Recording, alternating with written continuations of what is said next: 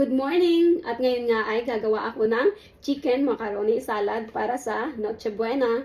At itong macaroni ay naluto ko na siya kanina, pati yung ating chicken luto na. Tapos ito na yung mga ingredients na ating ilalahok sa macaroni. Chicken, carrots, orange and yellow yung carrots ko, onions, green bell pepper, pasas or raisins, pineapple, tidbits, pickles, Eden cheese, mayonnaise.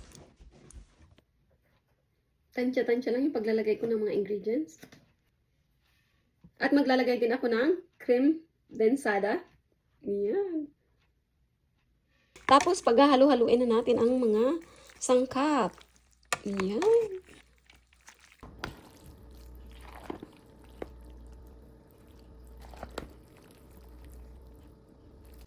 Maglalagay ako ng kunting asin kasi nga natabangan ako. Pwede din kayo maglagay. Kung sa palagay nyo yung matabang. Then, halo-halo. Ito na ang ating chicken macaroni salad. Ayan. Ready na. Palalamigin na lang para mas masarap.